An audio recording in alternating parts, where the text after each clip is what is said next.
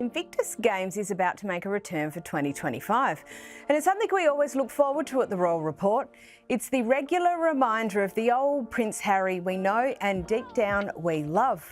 Remember this?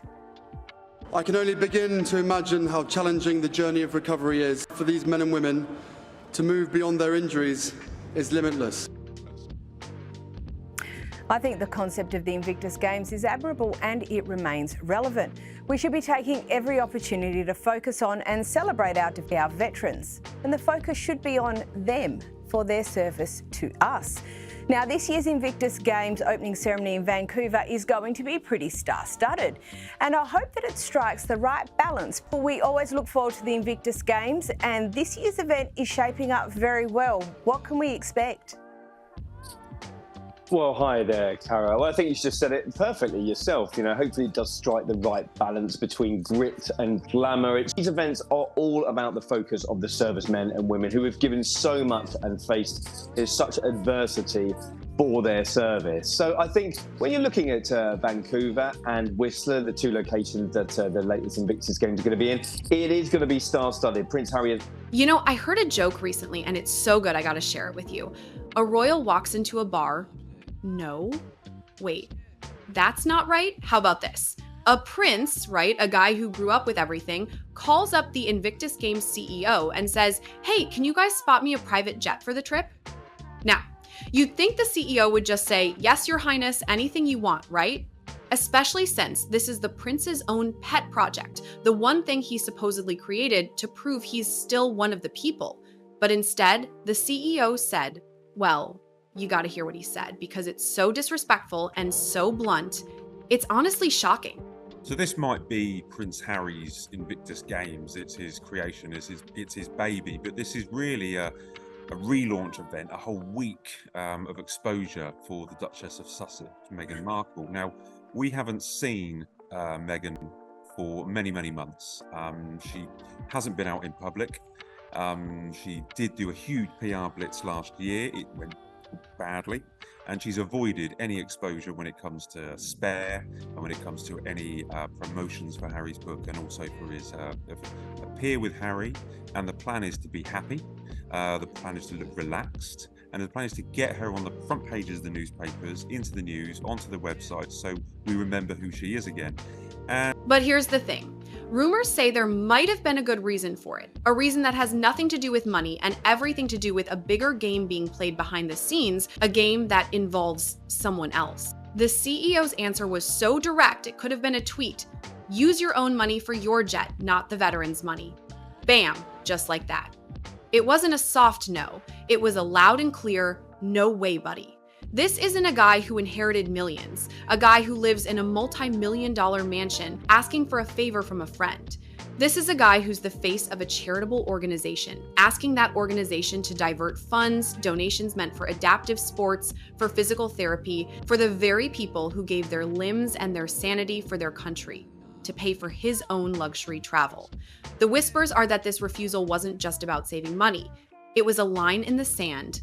It's like a parent telling their grown child, I'm not bailing you out anymore. But what if the request for the private jet wasn't even his idea?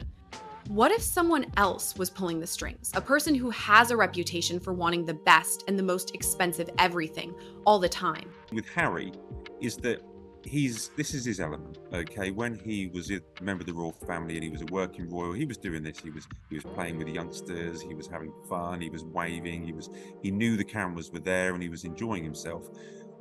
This time at the Invictus Games in Dusseldorf here, Meghan has joined him with these kind of fans, with USA fans cheering on, singing Sweet Caroline.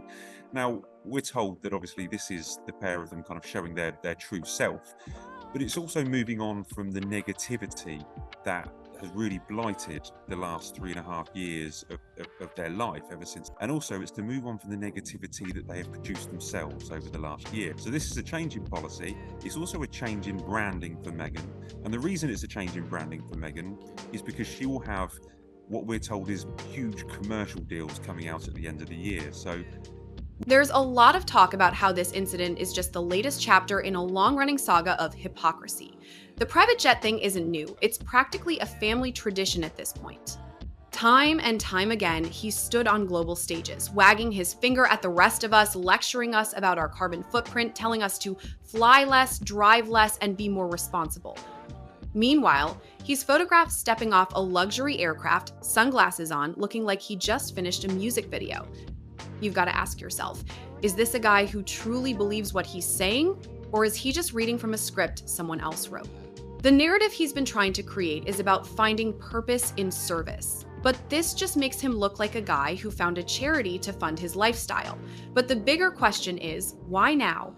Why did the Invictus CEO decide to make a stand on this particular issue at this particular time, especially with the game so close? There's a theory, a juicy one, that it's all connected to something that happened behind closed doors that nobody is talking about publicly. Yeah, but they're going to be launched with great fanfare. So we haven't seen her for 6 months to a year. We're now seeing her. We're now seeing this new brand, this fun, this light, this happy Meghan, hand in hand with her loving husband, at a cause that everybody, obviously, particularly the Invictus, that many people will have sympathy for. So putting her here front and centre, looking happy, looking relaxed, looking fun, no negativity, then it really does help her brand as they move her forwards to relaunch her at the end of the year. This is the most engaged that I've seen Prince Harry for me. Maybe because Meghan's with him, but it also may be because he enjoys these kind of events. We've had grumpy Harry for so many years, okay? We've had grumpy, whingy, moany Harry. Now we have fun Harry with his wife. Speaking of behind the scenes, rumors are swirling that the CEO's blunt refusal wasn't just a financial decision, it was a PR move. A source whispered that frustration had been building within the Invictus organization for months. They've been trying to keep the focus on the veterans, but it seems like every time the prince is involved, the story becomes all about him, his wife, and their drama. The organization has a reputation to protect, and donors, the big money corporate sponsors, are getting antsy. They're not paying millions to subsidize a celebrity's lifestyle. They're paying to support wounded warriors. So, the CEO had to draw a line. It's a very public reminder that this isn't the Sussex show. But some say this isn't just about the CEO wanting to protect the brand. Some sources say it's about the CEO wanting to protect something else. Now, you have to think about the veterans. These are guys and gals who have given everything for their country. Wounded warriors training for months, pushing their bodies to the limit, fundraising, and sacrificing to be a part of the Invictus Games. Now, imagine they find out that their very own patron, the guy who started the whole thing, wanted to dip into their fund's money for equipment, for physical therapy, for travel for them, just so he could get a cushy ride. The whispers in military circles are that they are feeling completely betrayed. Sarcastic nicknames are already circulating: Jet Prince, Captain First Class. It's hard to look at a guy who flew on a private jet and a guy who had to book an economy ticket to get to the same event as equals. It's a slap in the face. But a source very close to the situation said that there's an entirely different reason for this private jet demand, one that has nothing to do with him and everything to do with something that happened at the last games that no one saw on camera. The irony here is so thick you could slice it with a knife. Harry's brand was once this perfect mix of royalty and military grit. The guy who served, the guy who could bridge the gap between palace privilege and military service. He was seen as a comrade. Now, he's being portrayed as the very thing he claimed to have left behind, an entitled prince who expects special treatment. He's out here saying he's renounced royal privilege, but then a story like this comes out and it's the exact same royal mentality. It's a contradiction so glaring that it's practically a punchline. He's acting like a member of the royal family, expecting luxury, while the people he's supposedly championing are making do with economy seats. But the bigger irony might be that he doesn't even see a problem with it. He probably thinks a private jet is the norm. But is it possible that this entire drama was created on purpose to send a message, not to the public, but to someone else? Some insiders believe that this whole drama, the public refusal and the subsequent outrage, was a planned event. Now I know what you're thinking. Why would they do that? Why would anyone deliberately create a scandal that humiliates them? It's a fair question.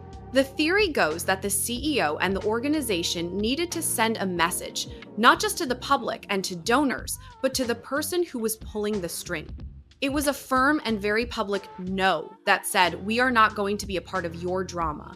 and we are not going to be used as a piggy bank for your lifestyle. They needed to reclaim the narrative of the Invictus Games to put the focus back on the veterans and away from the circus that has come to surround the Sussex brand.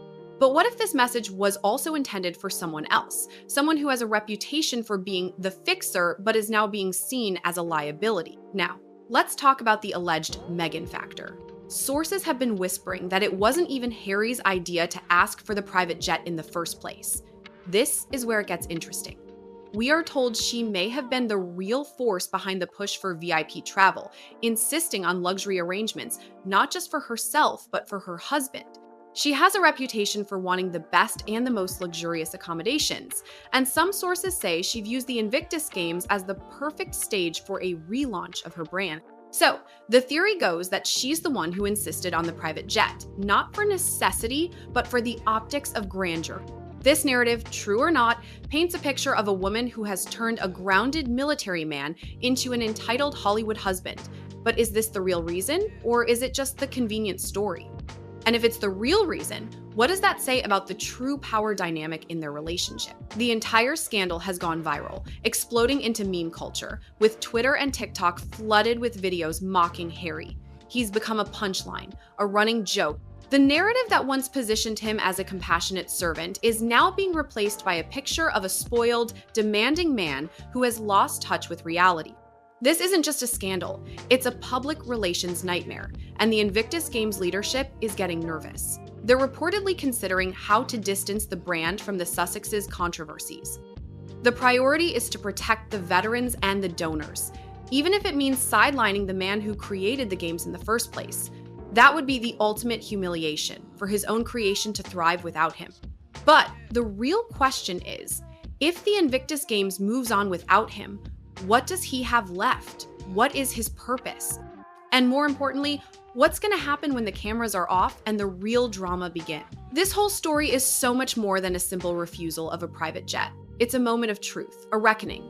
It's about a prince who promised to be different but is now proving he's exactly the same.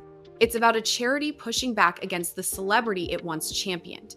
It's about the veterans who feel betrayed, the donors who are getting cold feet, and a public that is running out of patience.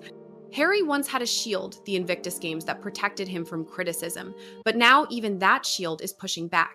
The question is, what happens next? Will he be quietly sidelined, or will he double down, insisting he is still the face of a movement that no longer trusts him? The gossip is that he's already made a decision that will shake things up and send a message of his own, but it's not what anyone expects.